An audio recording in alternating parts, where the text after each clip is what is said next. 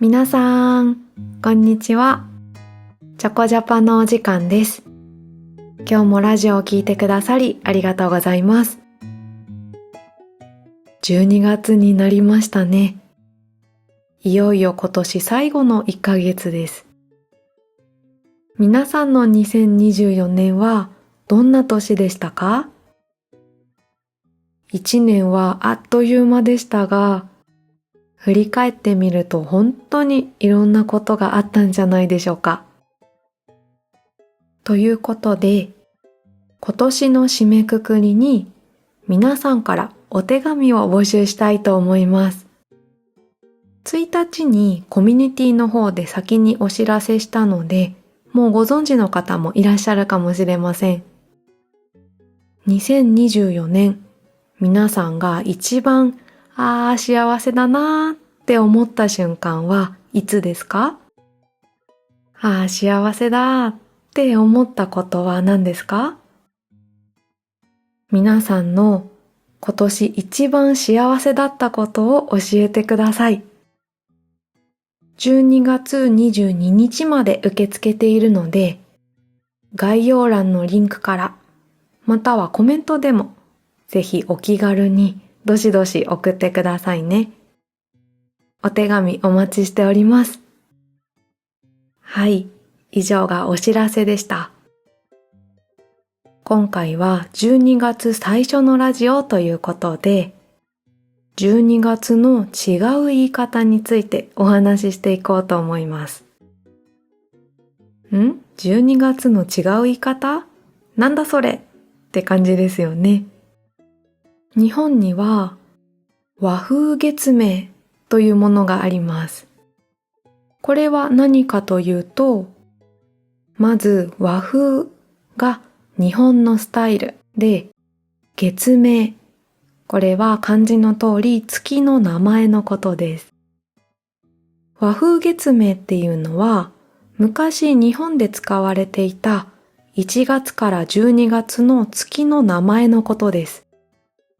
今のカレンダーは太陽に合わせて作られていますが、昔は今と違って月で1ヶ月を決めていました。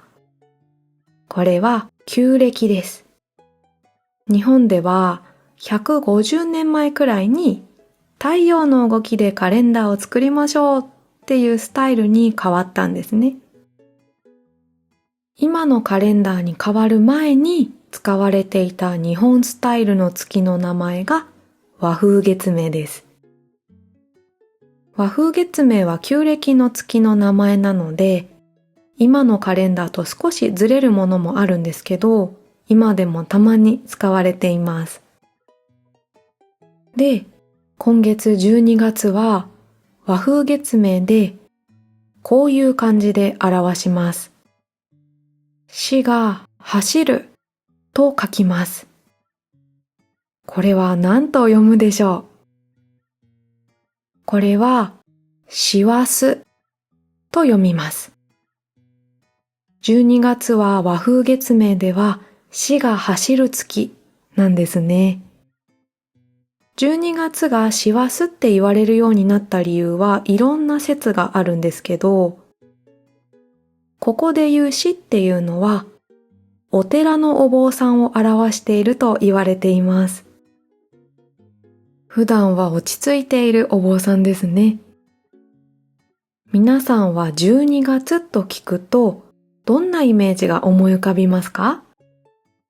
寒い、クリスマス、年末、いろいろあると思います。今の日本は12月といえばクリスマスのイメージも年末のイメージもどっちも強いですが、和風月明が使われていた昔の日本ではやっぱり年末のイメージが強いですね。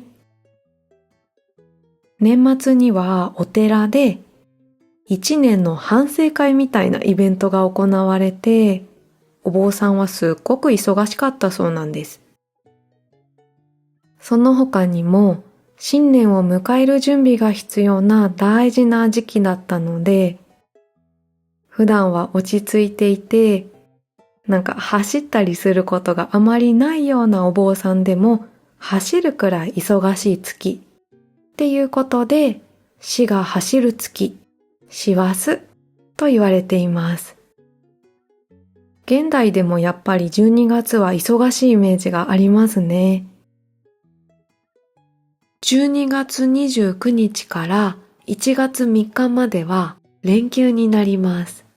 って言っても、実際12月28日くらいから休みになる会社とかお店が多いです。なので休みの前にやらなくちゃいけない仕事をしたりとか、新しい年を迎えるために大掃除をしたりとか、やることがたくさんあります。それで忙しくなるんですよね。皆さんはどんな年末を過ごす予定ですか？今年最後の1ヶ月、悔いのないように過ごしていきましょうね。もちろん健康第一で残り頑張っていきましょう。それではまた次のチョコジャパでお会いしましょう。またねー。